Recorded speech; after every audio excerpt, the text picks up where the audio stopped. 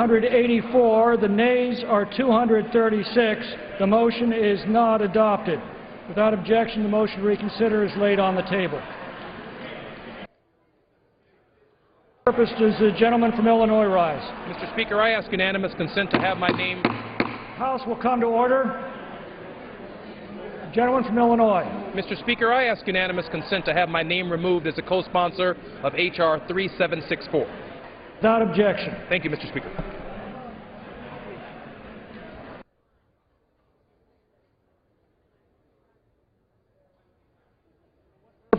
For what purpose does the gentleman from Wisconsin rise? I ask unanimous consent. Mr. Speaker, the House is not in order. Gentleman is correct. House will be in order.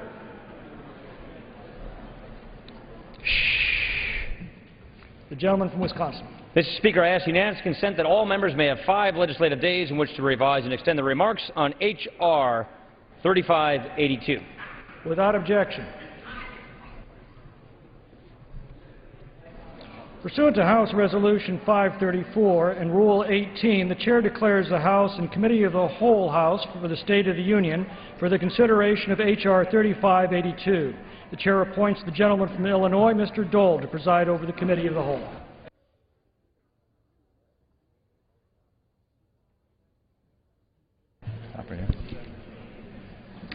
The House is in the Committee of the Whole House on the State of the Union for consideration of H.R. 3582, which the clerk will report by title. A bill to amend the Congressional Budget Act of 1974 to provide for macroeconomic analysis of the impact of legislation. Pursuant to the rule, the bill is considered read the first time. The gentleman from Wisconsin, Mr. Ryan, and the gentleman from Maryland, Mr. Van Hollen, each will control 30 minutes. The Chair recognizes the gentleman from Wisconsin. Mr. Speaker, I yield myself such time as I may consume. The gentleman is recognized. And, Mr. Speaker, I simply want to say thank you to the people who have made budget process reform. Mr. Speaker, the House is not in order again. Committee will be in order. Members will please kindly take their conversations off the floor.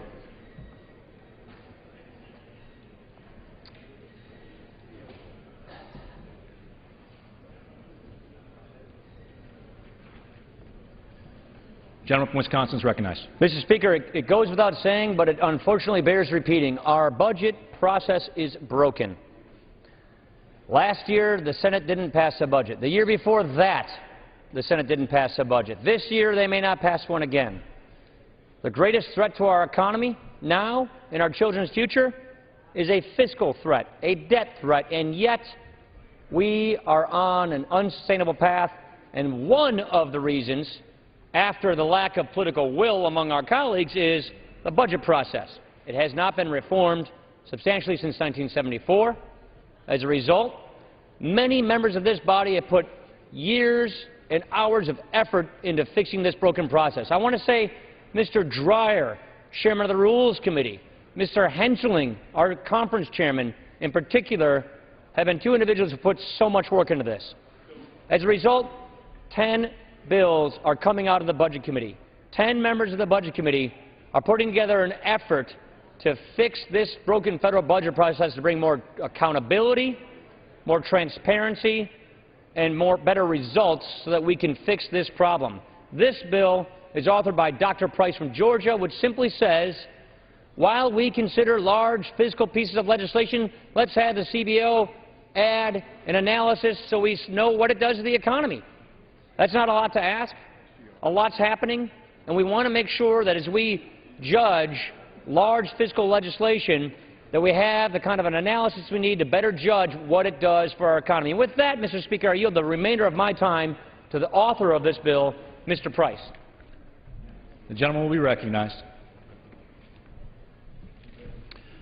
Thank you, Mr. Chairman. At this point, I'll reserve. The gentleman reserves. The gentleman from Maryland is recognized. Thank you, Mr. Chairman. Let me start by saying to the Chairman of the Budget Committee and all the members of the Budget Committee that we appreciated the dialogue that we've had on the budget reform bills. There is one bill that I understand we'll take up next week where at least the Chairman of the Committee and myself were able to find some bipartisan consensus That's the expedited procedure legislative line item veto bill, where you've got some Democrats and Republicans in favor of it and some Democrats and Republicans against it. But with respect to the two bills that before us today, Mr. Chairman, I'm afraid they fall far short. In fact, I think that they would take us in the wrong direction. First of all, just to be clear, because we'll probably hear a lot of talk today about the importance of moving the economy forward in jobs, neither of these bills will do one thing, not one thing, to help get our economy moving again. They won't do one thing to create and help create jobs in this country. Now, with respect to this particular piece of legislation that we're dealing with now, which actually is a step toward requiring some kind of dynamic scoring by CBO and the Joint Tax Committee, it's very misleading. And here's the concern. If you look at the current House rules already require that we have an economic analysis for major tax legislation. What this particular piece of legislation does is say, yeah, we're going to ask for an economic analysis, but it tilts the playing field in favor of one kind of fiscal action. So, for example, it says we're going to consider whether or not tax policy affects the economy, but when it comes to major investments, for example, infrastructure, transportation investments, that we all know have historically helped this country grow, whether it was the highway system, whether it's been investments in other major infrastructure around this country, they've all had economic growth benefits, but those are specifically excluded to the extent that they're involved in the appropriations process. So we're looking at only one half of the equation, revenues, not important investments, at least to the extent that they go through the appropriations process. Now, a word on the revenue piece. What's very curious is the way this bill is drafted, we would not get an economic analysis on one of the most consequential tax changes this body could take in the remaining year. We all know that we face the question of what to do with the expiring tax cuts, the 2001-2003 tax cuts, both on middle-income Americans, but also the tax cuts that disproportionately benefited the folks at the very top, the top 2%. Now, under current House rules, we get an analysis of any legislation that was designed to extend those tax cuts going forward. But the way this is designed, the statute, we're going to get an answer that says, well, we're already assuming the tax cuts for the folks at the very top are going to go on forever. Now, the reason that's very curious is that the Congressional Budget Office has, in fact, already done analyses in the past of what might happen if we were to extend the tax cuts for the folks at the very top. And if you look at their analyses, and they did one in September of 2010, you'll find that at the end of the 10-year period, they find that those tax cuts will slow down economic growth. Why would that be? Because those tax cuts add to the deficit. That deficit crowds out private investment. That creates a drag on the economy. We had a similar conclusion from testimony that was given by the Joint Tax Committee in September of 2011, just last September. Same conclusion. At the end of the 10-year period, you'd actually have a slowdown in economic growth. So it's a little perplexing to find out why we're drafting something that would not require a study of one of the most consequential decisions that this Congress might make. And so for those reasons, Mr. Speaker, one, that we're not even counting the investment side of the equation with respect to the consequences for economic growth, but number two, the fact that this isn't even going to trigger an analysis of one of the biggest revenue decisions this body will make, we have to oppose the bill, and I reserve the balance of my time. Gentleman reserves. Gentleman from Georgia. Thank you, Mr. Chairman. I yield myself such time as I may consume. Gentleman is recognized. Let me first begin by just thanking the chairman of the Budget Committee, Congressman Ryan, who has put in incredible amount of work, diligent work and commitment in reforming our broken budget process. And he and the entire committee staff have worked tirelessly to bring about more accountability and transparency to this process, and I thank them for that. In fact, all Americans should thank them. Budget reforms would also not be in the spotlight were it not for the work of a number of members, but there's one member that I would like to acknowledge specifically, and that's our conference chairman, Jeb Hensarling, who has been steadfast for many years championing the Family Budget Protection Act of 2007 and the Spending Deficit and Debt Control Act of 2009 that focused on reforming our broken budget process. Now, there's no question, Mr. Chairman, that our number one priority in this body must be enacting policies that help our economy create jobs. It is clear that the President's policies have failed, and they are making the economy worse. And because the President clearly can't run on his record, he is denigrated into the process of division and envy politics in this country. Terribly distressing. House Republicans, as a matter of fact, Mr. Chairman, as you well know, we have a plan. We've got a jobs plan. It's a plan to put the American people back to work, and so we're delighted to be able to have an opportunity today to talk about one part of that plan. The economy is growing way too slowly, as you well know, not nearly enough jobs being created, which is one of the reasons that we introduced H.R. 3582, the Pro-Growth Budgeting Act, which, as my colleague said, could be titled the Dynamic Scoring Act.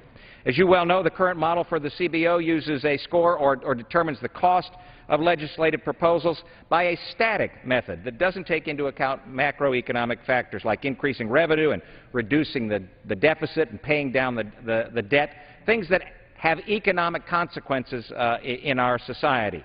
Economists from across the political spectrum agree that major legislation considered by Congress has significant effects on economic growth, and we ought to be looking at that consequence. And while current law requires the Congressional Budget Office to provide Congress with information on the fiscal impact of all legislation that's reported from the committee, there is no requirement for analysis of the economic impact. This bill remedies that issue by requiring the Congressional Budget Office to provide macroeconomic analysis for all bills that have a budgetary impact. This is the threshold, a budgetary impact of more than 0.25% of the gross domestic product. That equals, Mr. Chairman, about $39 billion in 2012. This does not change the traditional CBO static scoring method at all. This analysis will be in addition to current law. So it gives members of Congress more information surrounding which they are able to then make appropriate decisions.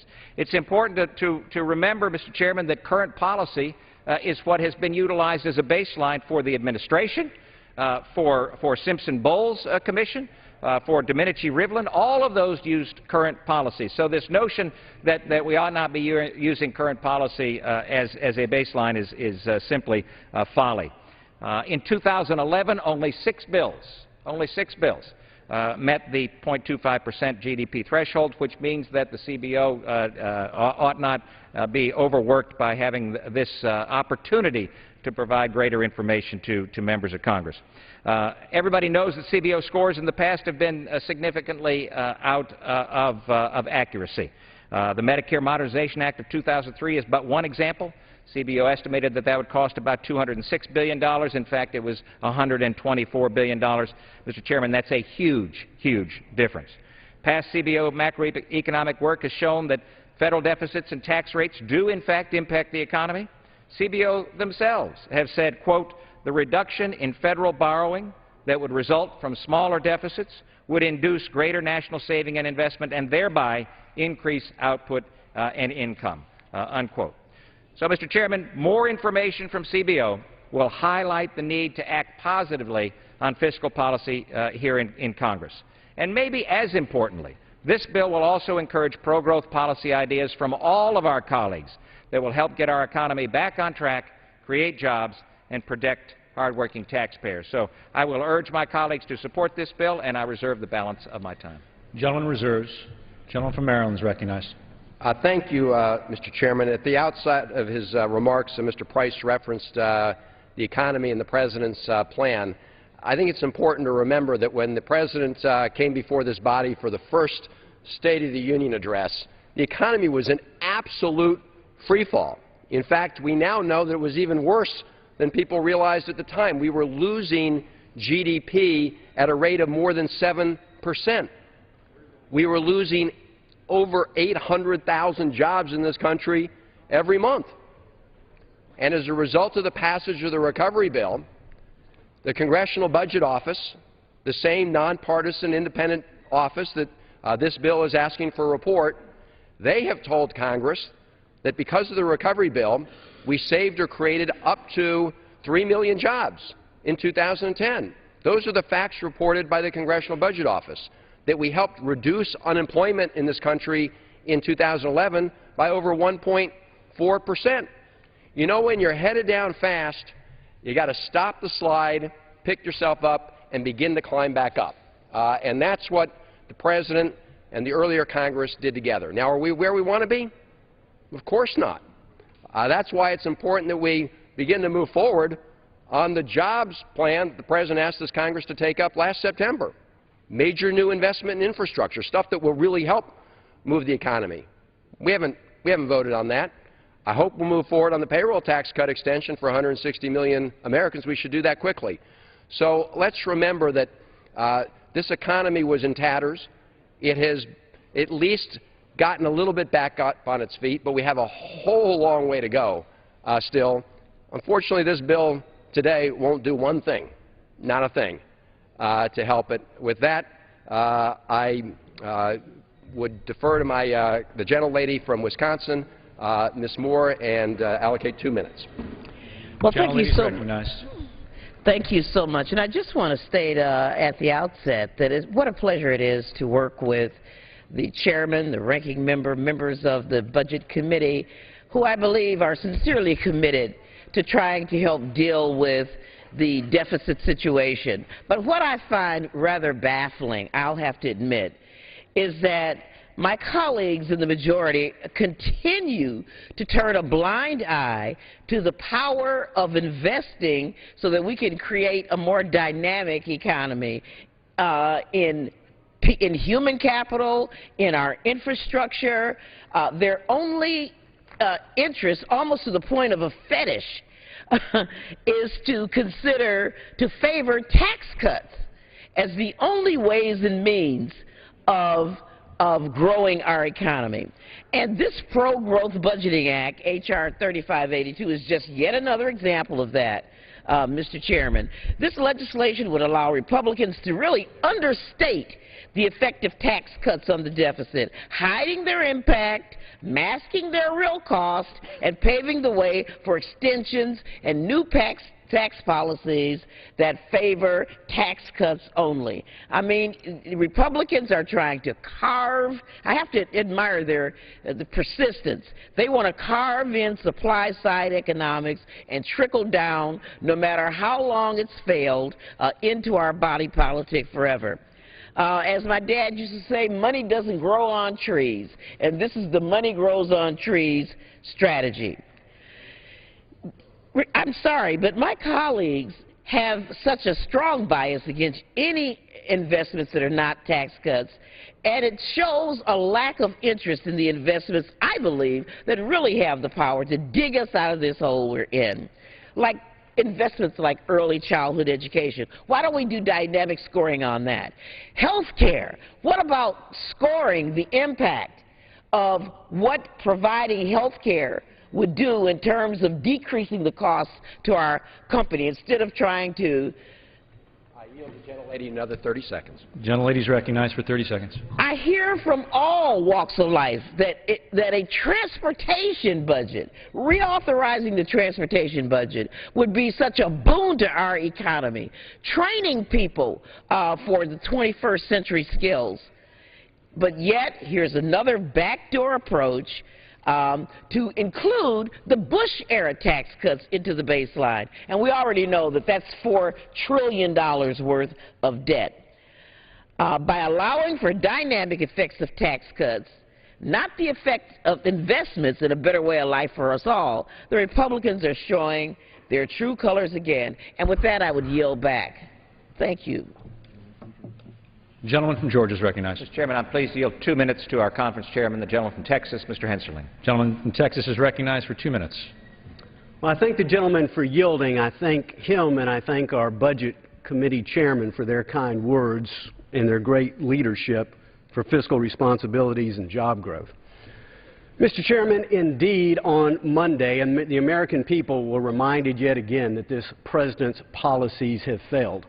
It was on Monday when the Congressional Budget Office announced that this president is on track to be the first president in American history to produce trillion-dollar deficits every single year that he's in office.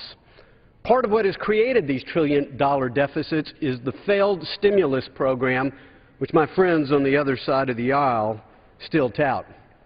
And the gentleman from Georgia is right. Because the president can't run for re-election on his failed policies, he has unfortunately resorted to the politics of division and envy. But, Mr. Chairman, the American people aren't interested in a division. They're not interested in envy. They are interested in jobs. And in that respect, this president hasn't just failed. He has made our economy worse. Almost 2 million more Americans have lost their jobs under this president's policies. We have the longest sustained period of high unemployment since the Great Depression. 1 in 7 on food stamps. That's the reason, Mr. Chairman, that House Republicans have a plan for America's job creators. Yesterday we passed a bill trying to repeal a part of the job-killing health care plan of the president. Well, today is a very modest step. It says, you know what, before we pass another plan like the president's health care plan, wouldn't it be nice to get that report from CBO that estimated another million of our fellow countrymen might just lose their jobs? Shouldn't we empower members of Congress with more information? Let's get the jobs that the American people so richly need and deserve. Let's empower members of Congress to know how these pieces of legislation are going to impact jobs and economic growth. Mr. Chairman, we must pass the Pro-Growth Budgeting Act. I yield back the balance of my time. Ms. Beck. Gentleman from Maryland is recognized. Thank you, Mr. Chairman. I hope if our Republican colleagues are going to keep asking CBO for these reports, that they'll read those reports, because if you read the CBO's analysis of the impact of the Recovery Act, they've been very clear that in the year 2010, it helped save or create up to 3 million jobs. That's what CBO says. It also says in the year 2011, it helped reduce unemployment by over 1.4%. That's what the Congressional Budget Office says. Now, we're asking the Congressional Budget Office for a study here. I think we should take into account in some of our comments their findings that they've already delivered to us. With respect to the situation the President inherited, again, the economy was in total freefall. Yes, it's kind of like when you're trying to run up an escalator that's going down really fast. When you first get on, you're going to go down until you stop it. And then you take action to try and run. You're trying to run in place through the actions you're taking. First, you don't feel like you're moving up, but we're finally moving up. The President inherited an economy like an escalator going down very fast. And we passed the recovery bill. It stopped the free fall, stabilized the economy. We need to take more steps, and I wish our colleagues, Republican colleagues, would bring to the floor some of the bills that will help it. But let's just remember that for the last 22 months, we've actually created up to 3 million jobs. In fact, over 3 million jobs in the economy. Are we where we want to be? No, but let's not go back. Let's not go back to the same policies that got us into this mess to begin with. And with that, I yield 2 minutes to the gentleman from North Carolina, Mr. Price, who's been very focused on budget issues for a long time. Gentleman's recognized for 2 minutes. Mr. Chairman, I thank the gentleman for yielding, and just note that today we could be debating a jobs package. We could be debating a comprehensive effort to balance our budget, but instead we're focusing on a bill to enshrine failed trickle-down policies in our already flawed budget process. Now, let's be clear. This bill is designed to make it easier to pass large tax cuts without having to find real savings in our current budget. It relies on the thoroughly discredited notion that tax cuts do not add to the deficit, that they magically pay for themselves. This is the height of fiscal recklessness and exemplifies the old adage that insanity is doing the same thing over and over again and expecting different results. After all, Congress experimented with this approach when it passed the Reagan tax cuts, and again with the George W. Bush tax cuts. And the results were soaring deficits. We now find ourselves in crippling debt, unable to pay for needed investments in our crumbling infrastructure, unable to pay for the needed education and retraining required to maintain American competitiveness in the ever-changing global economy. So I'll vote no on this tried and failed approach.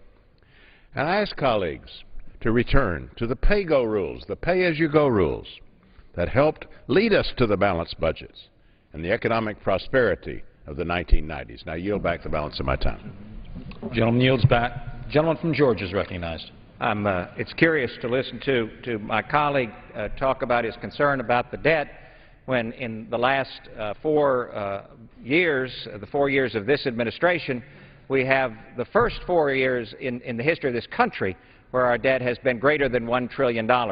Over $5 trillion built up in debt by this administration. I also want to point out to my friend from Maryland who talks about the wonderful impact of the stimulus bill and how it has created all sorts of jobs and increased GDP. As you well know, as Mr. Chairman, as our members, our colleagues know, the Congressional Budget Office periodically updates the information that they provide as it relates to the estimates about what has occurred in the economy from policy here in Washington. The most recent update shows that an 8% increase in the real GDP growth from the stimulus bill. Now that's down from 1.7% growth, and that is down from their estimate before, and a 0.4% reduction in unemployment rate, which is down from a 0.8% reduction in unemployment rate. So, Mr. Chairman, if we wait another quarter or two, we're going to see that, in fact, the real information is out, and that is that the stimulus bill had no effect or a detrimental effect on the economy. And with that, I'm pleased to yield 2 minutes to my colleague from Georgia, Dr. Brown. Gentleman from Georgia is recognized for 2 minutes. Mr. Speaker, it's absolutely critical that lawmakers in Washington are informed and aware of how legislation that we introduce will impact our country's economic growth. So today I rise in strong support of the Pro-Growth Budgeting Act, which will basically give us that information. If this legislation had already been passed, perhaps our economy wouldn't be saddled with the effects of the President's health care takeover, the stimulus bill, and other legislative nightmares, all produced by my Democrat colleagues. These only tie up our small businesses, bog down our job creators, and further bury our economy in massive federal debt. If we had any idea of the chilling effects that these bills would be on jobs in our economy, maybe we would have done the smart thing, which would have been not to pass them and instead stay within the boundaries of our budget. Except, well, I forgot, we still don't have a budget, thanks to the obstruction of Democratic leader Harry Reid. That's why I introduced my Budget or Bust Act just today. It would literally force House and Senate to pass a budget, or else their salaries would be held hostage until Congress does its job.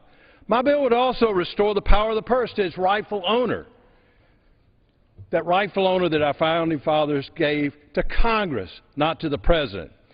I urge my colleagues to support both the Pro-Growth Budgeting Act and my Budget or Bust Act so that we can truly understand how our legislation affects the economy and so that Washington is finally forced to live within its means and Congress is held responsible and accountable to hard-working taxpayers deserve. I yield back. Gentleman yields back. Gentleman from Maryland. I reserve. Gentleman from Maryland reserves. Gentleman from Georgia. Thank you, Mr. Chairman. I'm pleased to yield 2 minutes to the gentleman from California, Mr. McClintock. Gentleman from California is recognized for 2 minutes. Thank you, Mr. Chairman, and I thank the member for yielding. The simple question now before us is whether it's better for Congress to have more information or less information when it's deliberating on matters that directly affect the economy of our nation. You'd think the answer would be self-evident. But apparently some members of this House prefer blissful ignorance rather than going to all of the fuss and bother of actually assessing the full ramifications of the policies that they are enacting. That explains a lot about some of the decisions they've made around here in recent years. The economy is a dynamic and fast-changing thing, responding rapidly to every tax and regulation imposed by government and every dollar that changes hands in markets. Yet the rules under which the Congressional Budget Office operates severely constrain its ability to take this obvious reality into account in the information that it provides us. This measure doesn't presume to tell the CBO how to do its job or what formula to use in its analysis. It doesn't even change the outmoded static modeling it uses to score fiscal impact of measures coming before us. All that it says is, give us the complete picture. If a proposal is going to affect the economy significantly, for good or ill, tell us. Tell us what you think and show us why you think so. I think Patrick Henry summed up this bill perfectly when he said, "For my part, no matter what anguish of spirit it may cost, I am willing to know the truth, the whole truth, to know the worst and to provide for it." I yield back. Gentleman yields back. Gentleman from Maryland. Thank you, Mr. Chairman. I agree with Mr. McClintock that more information is helpful. We just don't want to ask for the information in a way that we only get one side of the story. I hope our colleagues are going to vote for the amendment a little later on the floor that says we should also try and figure out what the economic impact of major investments in infrastructure is through the appropriations process. They've removed that analysis from this bill. In addition to the fact, it's very curious that when it comes to tax policy, they've written this in a way that when CBO does an analysis of, again, the major decision that would be made by this body in the next few years, whether or not to extend some or all of the 2001-2003 tax cuts, that will show no impact on economic growth because of the way they've written this legislation. When, in fact, we know, at least from earlier CBO reports, that in the out years, 10 years out, it will actually be a drag on economic growth because it will increase the deficit when you allow the tax cuts for the folks at the top to go on and on and on. So, yes, we want more information. Let's just not ask CBO for information that is designed to only extract one side of the story. And unfortunately, that's what the bill does in its current form, and I reserve the balance of my time. Gentleman reserves. Gentleman from Georgia. Thank you, Mr. Chairman. I'm a bit amused, Mr. Chairman, by the tack that the other side is taking on this as they talk about gaming the system, if you will, with this piece of legislation. I would simply call my colleagues' attention to the bill itself. The definition of macroeconomic impact analysis in the bill simply states estimate of changes of economic output, employment, capital stock, tax revenue, an estimate of revenue feedback expected as a result of the enactment of a proposal, and the critical assumptions for how they got there.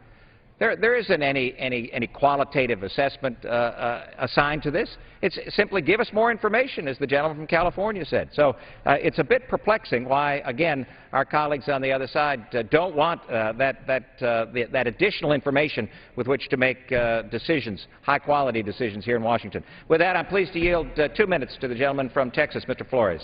Gentleman from Texas is recognized for 2 minutes. Thank you, Mr. Price. Mr. Chairman, although the Obama administration may tout signs that the economy is improving, we are still way below past economic recoveries.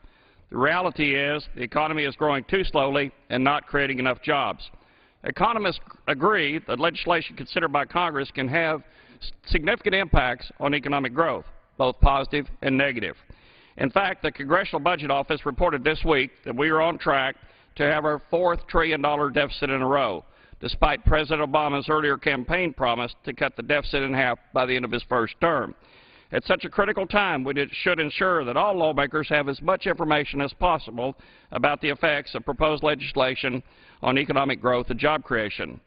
The Pro-Growth Budgeting Act of 2012 would require CBO to provide lawmakers with macroeconomic impact analysis for all major legislation reported by a House or Senate committee. The economic analysis would describe the potential economic impact of all major bills on major economic variables, including real gross domestic product, business investment, capital stock, employment, and labor. It would also describe the potential fiscal impacts of the bill, including any estimates of revenue increases or decreases resulting from changes in gross domestic product. If the last Congress had had this type of real-world economic analysis, it would have never passed the job-killing Democrat takeover of our nation's health care system in 2010. In addition, if the last Democrat-led Congress would have known this information when it passed its $800 billion stimulus bill, it would have known that the elusive millions of jobs that it claimed to create were going to cost about $400,000 per job. This $400,000 is about the same amount as the total salaries of 7 middle-class Americans.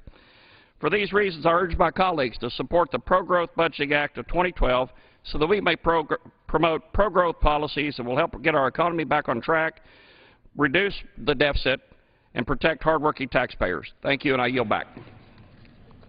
Gentleman yields back. Gentleman from Maryland is recognized. Thank you, Mr. Chairman.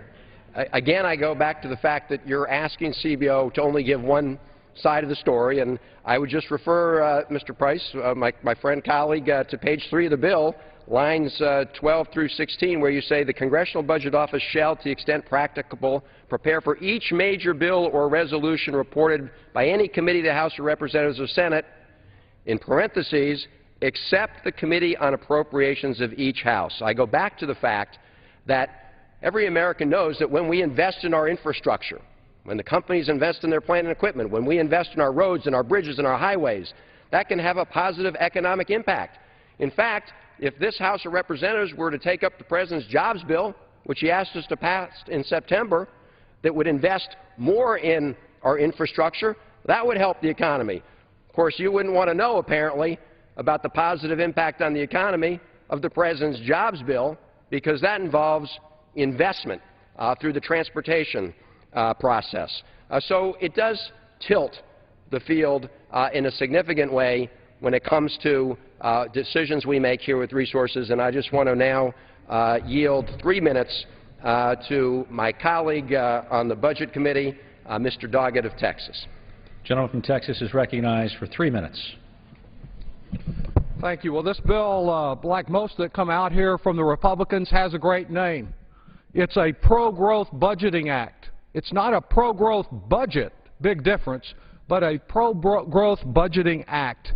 And like so many of the pieces of legislation that they offer us, the substance of the bill does exactly the opposite of the title. This would better be named the Dig Deeper Now legislation or the Mandate Voodoo Economics legislation. It attempts to enshrine Republican dogma that even an elementary arithmetic student would have some question about. It's based on the theology that the best way to get more is to do less, that if you have less revenue coming in, you somehow will eventually get more revenue coming in. And it just hasn't worked that way. Their approach is much like the alchemist of old, who, when faced with the problem that he could not convert straw into gold, simply responds, "Give me more straw." They can't get enough straw in the form of tax cuts to talk about at their political conventions, but when they apply them, we don't need dynamic scoring to know what the effect is. We have history, and that history is not very favorable to this whole concept that somehow less means more. Putting all of the debate aside, we have the dynamic Bush tax cuts to look at and what their effect has been. And the Congressional Budget Office tells us that the effect has been it cost $1 trillion. $1 trillion toward the budget deficits that we have, and if we extend the Bush tax cuts for those at the very top again, it'll cost another $1 trillion. That's trillion with a T in both cases, and it is a big impact in digging us into the hole that we're in, that we're trying to work our way out of with what should be a pro-growth budget act, a jobs act, instead of something that is a name that bears no resemblance to the substance of the bill. How about the experience with economic growth? What American would not like to have the economic growth of the Clinton years when the tax rates were actually higher than the experience of the Bush years, where the tax rates may have been lower, but so was the economic growth, almost 4% a year under President Clinton and down to about 2% under President Bush from 2001 to 2008. Likewise with job growth, dynamic job growth under President Clinton, job losses under President Bush. That's the history, the experience that we have with this theory, this ideology that somehow less revenue means more revenue. Only yesterday in the Budget Committee we heard the testimony of the Congressional Budget Office, objective testimony, that if we extend, do you have another minute? Do you have another minute? I yield the gentleman another minute. Gentleman's recognized for a minute. We heard objective testimony that if we extend all of the Bush tax cuts for the next decade, we will have less economic growth in this country, not more economic growth, as their theology maintains. And the testimony we're hearing is not limited to Democratic witnesses. Even the Republican witnesses who have come before our committees in the past have conceded that these Bush tax cuts did not pay for themselves. We've seen the result of voodoo economics. We've seen the results of supply side and trickle down. It's time to take a more dynamic approach for the American economy, and that's a jobs bill that will meet the needs of working families across this country instead of playing games with the numbers and trying to show that the impossible is reality. I yield back. Gentleman yields back. Gentleman from Georgia. Well, thank you, Mr. Chairman. Boy, it's kind of like Alice in Wonderland, actually. I mean, if the gentleman truly wants to have the information that he is demanding, they ought to be supporting the bill, because what he's talking about is dynamism in the economy. And that's what we ought to be looking at, Mr. Chairman. As you know, we need the information to be able to provide us with the kind of data that will allow us to make the best decisions. Now, for example, the tax reductions of this is a chart that shows the employment in this country. And the tax reductions of the last decade demonstrate that employment goes up and unemployment comes down. And then when the stimulus bill that's the other side amazingly still wants to tout as the be-all and the end-all, when it's passed, what happens, Mr. Chairman? Employment plummets. Unemployment skyrockets. So the gentleman can go back to the 90s, yes, but what we're living in right now is 2012, and the policies aren't working. And so what we need to do is be able to provide, hopefully, members of Congress with more information so they're able to make wiser decisions. I'm pleased to yield 2 minutes to the gentleman from Kansas, Mr. Huelskamp. Gentleman from Kansas is recognized for 2 minutes. Thank you, Mr. Speaker. I rise in support of the Pro-Growth Budgeting Act. Just yesterday in the Budget Committee, I had the opportunity to question the CBO director about the impact of the President's stimulus on the economy. A few months earlier, his office and mine had a very public debate about the impact of government spending on the economy. When asked to identify a single program, one single program that positively impacted the economy, the CBO could not identify one program. Then during the Budget Committee hearing, I asked the director, is it fair to say that the massive spending of 2009 did not benefit the economy? He said, and I quote, the extra government spending from the Recovery Act in 2009 boosted the economy in the short term, but we believe, unless there are offsetting changes, the economy will be worse off. From the CBO. Legislation like the Pro-Growth Budgeting Act will require the CBO to undertake a full analysis of every major legislation, including impacts on the employment and labor supply. Had the previous Congress been able to review the long-term impacts and consequences of a $1 trillion stimulus boondoggle, perhaps our economy would be better off today. Perhaps the more than 20 million Americans, that's right, 20 million Americans who are unemployed or underemployed will actually have a job. Those who care solely about the short term concern themselves with political gain at the expense of the future. Today I ask my colleagues to support this legislation because they care about the long term, about the next generation, even if it means their short-term political gains cannot be realized. I yield back. Gentleman yields back. Gentleman from Maryland. Thank you, Mr. Chairman. I'm glad the gentleman raised the question of the long term. And it begs the question about why this bill is written in a way such that we would not be requiring an economic analysis of the major change in law that we may be making with respect to tax policy, which would be to extend the 2001-2003 tax cuts, all or some of them.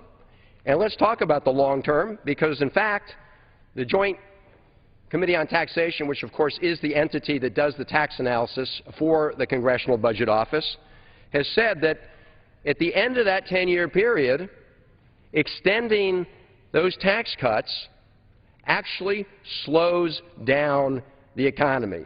Page 6 of the testimony of the staff of the Joint Committee on Taxation before the House Committee on Ways and Means, September 21, 2011. And what they point out is that at the end of the 10-year period, you're losing GDP growth. Again, why? Because if you have big tax cuts that are financed by borrowing, as the Republican rules of the House were changed to allow, hey, we can provide tax cuts for folks at the very top, put it on the credit card, no more pay as you go. That increases the deficit. You increase the deficit, as the economy begins to recover, that's when it really begins to crowd out private investment.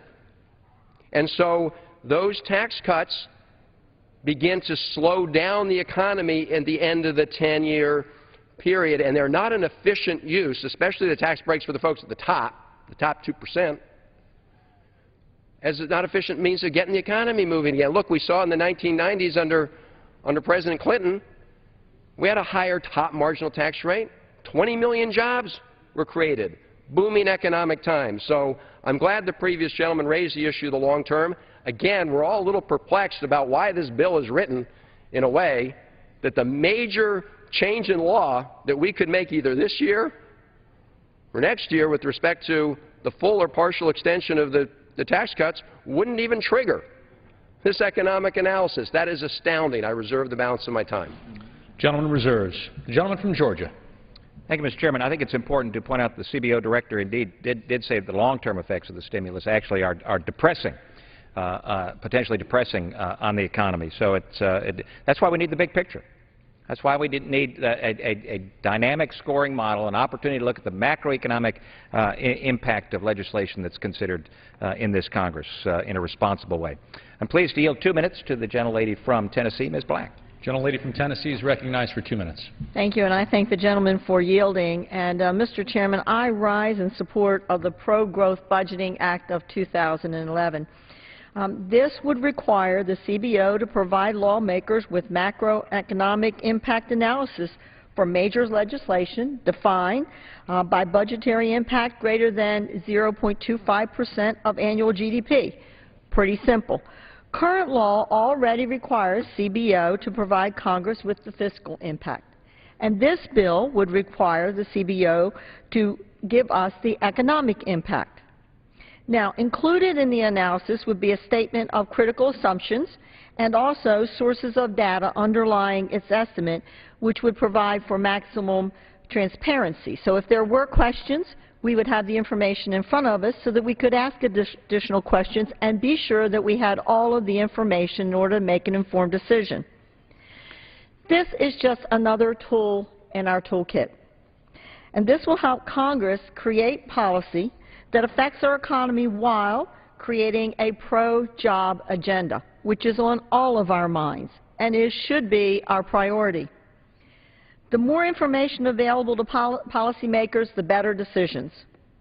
Look, there is no panacea in the budget process, but this is one more step in reforming what is a broken process. And we're going to see more information and more bills in the next several weeks talking about this broken process, but this is one more piece to give us one more piece of information. Thank you, and I yield back my time. Gentlelady yields back. Gentleman from Maryland. Thank you, Mr. Chairman. I just have to emphasize again, I already read from the portion of the bill that says we want economic analyses of major pieces of legislation except except from the Committee on Appropriations. And again, transportation infrastructure investments over the history of our country have provided important economic growth. The President asked this Congress to take up his infrastructure investment jobs bill last September. Congress hasn't taken it up, and now apparently we don't want to include in the study the positive economic impact that something like that would have. I reserve the balance of my time.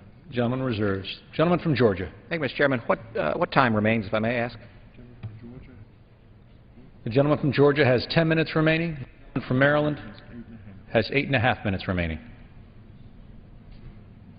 Thank you, Mr. Chairman. I would respond to the gentleman, as he well knows, that current law, Section 402 of the Congressional Budget Act of '74, requires that CBO produce cost estimates of legislation reporting on every committee except the Committee on Appropriations. To believe that a one-year appropriations bill could have a CBO assessment of the economic impact 40 years out, which is what is their appropriate window and usual window, it's just nonsensical. So current law simply states that CBO looks at committee action and not appropriations, and for good reason. I'm pleased to yield 2 minutes to my colleague from Georgia, Mr. Woodall.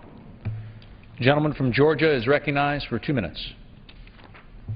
Thank you, Mr. Chairman. I very much thank my friend from Georgia for yielding. I just want to tell him how proud I am of him for bringing this legislation forward. I know he doesn't need my accolades, but this is the kind of common sense material that I ran on and that, as a freshman in this body, makes me proud to be able to vote on. I brought a copy of the legislation with me, Mr. Chairman. I think if you ask folks across the country, they sometimes wonder whether or not we read this legislation. And if folks go to www.thomas.gov, they can actually read the legislation themselves, Mr. Chairman. These things that we're arguing about, they wonder what the truth is. It's only 5 pages long in its substance. And let me just tell you what it says, Mr. Chairman, if you hadn't seen it. The analysis prepared shall describe the potential economic impact of the applicable major bill or resolution on major economic variables, including real GDP, business investment, capital stock, employment, and labor supply. The analysis shall also talk about revenue increases or decreases that result. The analysis should also specify which models were used, what your sources of data were, and shall provide an explanation as necessary to make the models comprehensible to the public. Mr. Speaker, Mr. Chairman, this bill provides one more tool that the American people and this Congress can use to evaluate the very important legislation that is considered here on this floor. And I hope you will ask your constituents, Mr. Chairman, why is it that folks would oppose giving the American people these answers? You heard me read the bill. All this bill does is provide that information. I will say to the sponsor of this legislation, that information has been missing for far, far too long. I plan to lend my strong support to this legislation. I thank the gentleman for the time and for his courage in bringing this bill forward. I yield back the balance of my time, Mr. Chairman. Gentleman's time has expired. Gentleman from Maryland. Mr. Chairman, the gentleman's mistaken. I mean, we do get analyses now with respect to the economic impact. There's a provision in the House rules that I referenced earlier that asks for that, and in fact, joint tax has done exactly that. The figures I was reading with respect to the impact, negative impact on growth in the out years was from a dynamic analysis that the Joint Tax Committee has done pursuant to House rules. What this does, again, is, and I will not on my time. I'm happy to yield on the I'd be happy to be educated by the gentleman. I'd be happy. No, Mr. Chairman. Gentleman from Maryland is I recognized. refer the gentleman to the bill, the piece of the document I've referenced several times already. This kind of work is done. What you're asking for here is to, again, leave off part of the equation. For example, the recovery bill. The recovery bill was primarily an appropriations bill. Leave off part of the equation, but also when it comes to the revenue piece, skew the request. I yield 2 minutes to the gentleman from Oregon, Mr. Blumenauer, if you need more. The gentleman from Oregon is recognized for 2 minutes. I appreciate the gentleman's courtesy and his leadership. What we're talking about here this afternoon is one of a package of 4 budget proposals from our Republican friends on the Budget Committee that are in total going to obscure the budgeting process, make it more complex, more expensive, and actually more confusing for the American public. I agree with what my good friend said about the dynamic scoring. There are already vehicles available to be able to deal with some of these feedback effects, but not elevating it to the level of some sort of official score that, frankly, we've seen that the CBO, the Congressional Budget Office, which is established as the impartial scorekeeper, puts out information, like we discussed here today in the Budget Committee, on how much impact the Recovery Act had on employment, on GDP enhancement, job growth. People just simply refuse to accept the range, the calculations, things that all the independent experts agree upon, including our own official ones. So we're going to make their job more confusing, we're going to make it more complex, and give the American public a less clear picture. Well, get ready, folks. We have my good friend from Georgia wants to deal with freezing baseline budgets where otherwise not specified in law, assuming that there will be no increase for population growth or inflation over 10 years. Everybody in Congress who looks at what's happened over the last 50 years understands there will be some adjustment. We may argue about how much, but if you're going to give the American public an estimate of what is the most likely outcome, having a modest inflation adjustment is the most accurate in terms of what's likely to happen. That would be swept away, an artificial figure established, which will... One more minute? Another minute. Gentleman's recognized for 1 minute. Biennial budgeting. There's a reason why the number of states that have moved, almost all of whom used to have biennial budgeting, are moved to annual budgets because they're more accurate, they're less complex, they're less expensive, and it doesn't pose so much burden on both the legislative branch and the administration to try and fiddle around with things that we know are inaccurate. And then we're going to have the risk adjustment, which will take something that is already accurately portrayed in terms of the budget, and they're going to be adding and subtracting values that are going to only confuse. The 4 of them are an example of where my friends on the other side of the aisle don't want to get to work and deal with things that we might agree on, like reforming agriculture, and instead we're playing games with procedures that are going to give the American public less information, and it's going to cost us more to confuse them. Thank you, and I yield back. Gentleman's time has expired. The gentleman from Georgia is recognized. I appreciate the gentleman talking about other pieces of legislation, but what we're talking about here is more information. More information for our colleagues, Mr. Chairman. And why, for the life of me, I can't figure out why our Democratic friends on the other side of the aisle simply, I guess, want to keep our colleagues in the dark here so we can continue to make the kind of decisions that we've been making. It's just astounding, Mr. Chairman. I'm pleased to yield 2 minutes to my friend from Arizona, Dr. Gosar.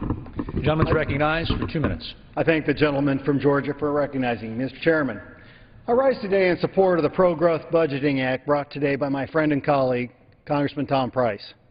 This good piece of legislation is a common sense solution to the growing debt and deficit causing concern among many Arizonans. While I may be new to D.C. and the halls of Congress, I'm not new to the impacts of federal regulations and the devastating effects of Congress's inability to live within their means. As a dentist and a small business owner for over 25 years, I face the uncertainty of additional tax and regulatory burdens because federal government has failed to do long-term planning. This bill states that the Congressional Budget Office provide members of Congress an analysis of the real and long-term effect that a piece of legislation would have on the economy. This, my friend, should be a no-brainer. It is a necessary step towards taking and reining in fiscal sanity into this nation. Making wise decisions starts by being properly informed on the facts and the information. Again, I support this legislation and encourage you to pass this good bill today. I yield back the balance of my time. Gentleman yields back. Gentleman from Maryland. Chairman, can I inquire about how much time is left on each side? Maryland has 4.5 minutes. From Georgia, and 1/4 minutes. I yield 2 minutes to the gentleman from Vermont, Mr. Welch. Gentleman from Vermont is recognized for 2 minutes. I thank the gentleman. There's a reason that